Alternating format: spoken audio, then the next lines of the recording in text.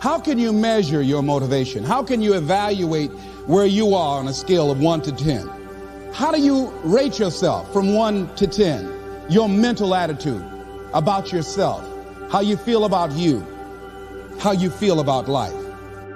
Look, I believe that we're all born with lots of goodness in us, but life throws curveballs. Life, the ambition of being alive helps us dream. And if you've been given a dream, don't discount that because you're not good enough yet.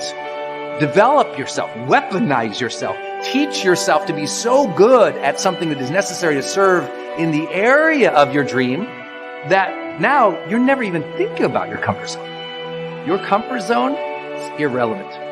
What matters is, what are you trying to do with your life? How are you trying to contribute?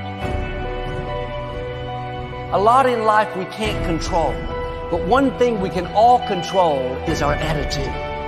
Am I going to live this day negative, sour, seeing the wrong, chip on my shoulder, or am I going to live it in faith, positive, hopeful, seeing the best, being good to people?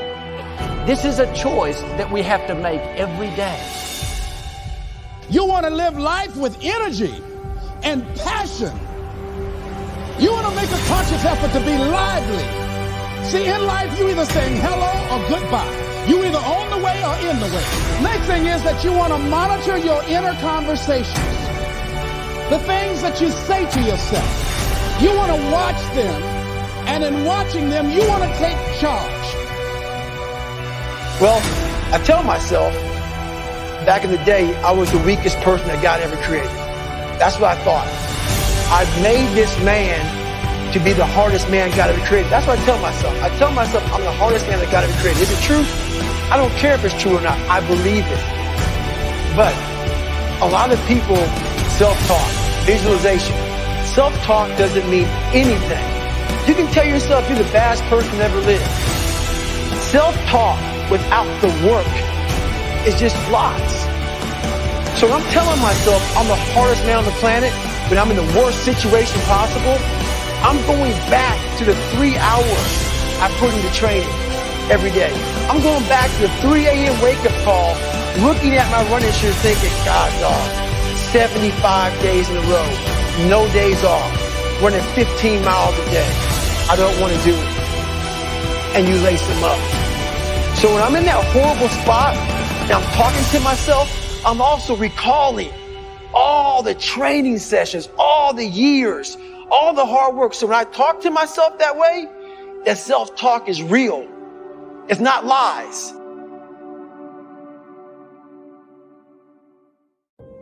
It is so easy to mistake appearances for reality, to confuse the symptom with the real cause.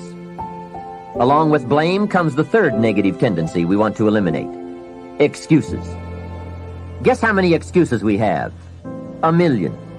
And in the course of a lifetime, we will probably use them all, unless somebody finally comes along and blows all those excuses apart to make us come face to face with the real reasons for our current dilemma.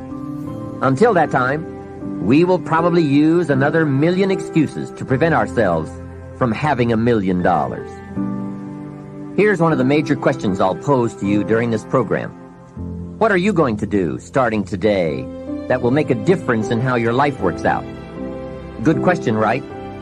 What are you going to do? See, if you don't do something starting today that will make a difference, guess what? It's going to be the same. And you can guess what the next 5 years are going to be like. Just look at the last 5. The next 5 years will be like the last 5 unless you, Major Key, make all the changes. I don't know what percentage of human effort is spent in counterproductive activity.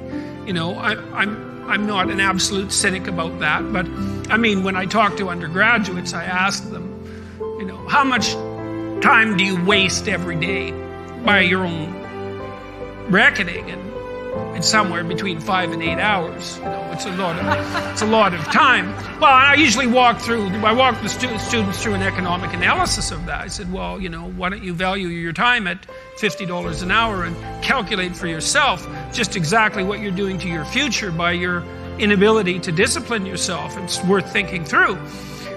In any case, people do waste a lot of time, and they also act counterproductively a lot of the time. The next best predictor of lifetime success is conscientiousness. Well, and of the two aspects of conscientiousness, say orderliness and industriousness, the better predictor is industriousness. So the question is, well, what can you do about your industriousness? And the answer to that is, well, that's kind of rough too, because there's a strong genetic component. But you can work on micro habits with regards to your conscientiousness. And I think the best micro habits, this is partly to do with these future authoring program processes, I think the best thing you can do with regards to your conscientiousness is to set up some aims for yourself, goals that you actually value. And the future authoring program helps people do that. And basically, it does a situational analysis it helps you do a situational analysis of your life more than a psychological analysis, I would say. And so the questions are something like, well, all right, you're going to have to put some effort into your life. Now here's another key question. What can you do starting today that will make a difference? That's a good question. What can you do? What can you do with economic chaos? What can you do with massive disappointment when it's all gone wrong? What can you do when it won't work, when you've run out of money, when you don't feel well, and it's all gone sour? What can you do? Well, let me give you the broad answer first. Here's what you can do. You can do the most remarkable things, no matter what happens. Hey, people can do incredible things, unbelievable things. A man can do the most amazing things with the most impossible circumstances. A woman can do the most remarkable things with the most disastrous circumstances. Hey, I found out kids can do remarkable things. That is, if they have remarkable things to do. I also found out if they don't have remarkable things to do, there's no telling what they'll do. Now, here's why humans can do remarkable things. It's because they are remarkable. They are not dogs, animals, fish, birds, amoebas. Humans are different than any other creation. When a dog starts with weeds, he winds up with weeds, and the reason is because he's a dog. But that's not true with human beings. Human beings can turn weeds into gardens. That's one of the major differences being a human versus being a dog. Humans can turn nothing into something, pennies into fortune, disaster into success.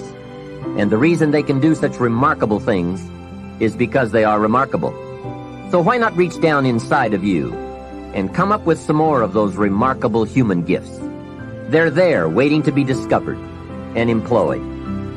And with those gifts, change anything for you that you wish to change. And I challenge you to do that because you can change. If you don't like how it is for you, change it. Breakdowns, it's certainly not something I experience. It's not because I'm so talented or so brilliant or so fearless. It's just, you're like an athlete. You're an athlete. Yeah. You're in shape. Yeah. Right? You're not going to have a reaction in your body like somebody who doesn't take care of themselves. Right. So, I don't believe in emotional intelligence. I think it's useful, but I'm more interested in emotional fitness. Because intelligence is a capability. Fitness is a state of readiness. Interesting. If you are fit, you can take that demand right now and you can deal with it. You can deal with that physical stress, that emotional stress. Same thing's true with psychological fitness, emotional fitness, right? So I'm pretty fit. And part of that is not because I'm so smart. Part of it is that I've taught this for decades. I remember I had a woman who came to one of my seminars in, early 80s probably. And she would run in this room, 10,000 people. I think it was, she went a couple of 10,000 person events. And she would get in this front row and fight her way through there. And she'd jump and go for it. And one break, she came up to me, I was signing a book for her, and she says, she goes, Mr. Robbins, I've seen you at like 8 of these. She goes, I've seen you like when you're really, I know, I can hear your voice, you're hurting or you haven't slept. And she goes, you always seem to be so up all the time. How come you're so up? And I said, well, part of it is I attend all these seminars. So I'm teaching it. So there's a fitness to that. But there's also, I've buried 3 fathers and 1 mother, and that affects your life. I've had a physician look me in the eye and say you have a tumor in your brain. Wow. And so I've had those moments that when you've had extreme stress and you push your way through it, you build psychological muscle. It's like it takes a lot to knock me off. In the early days, we didn't have $50,000 to keep the doors open. How do we do it? Then I had, graduated to $5 million. Then I graduated to a partner that and mine who kind of didn't do things well, and I ended up owning $100 million because I had to take on his bets. $100 million. But when you do all that stuff, now my companies do $5 billion, a year. So you keep expanding what I would call really the circle of the threshold of your influence. Sure. Everybody has a threshold of control, and if you get beyond it, you kind of freak out. So it takes a little bit more. I can't. So you don't really have breakdowns. I don't have a breakdown. Do I get pissed off or get frustrated or tired? Yeah, but a breakdown, honestly, no.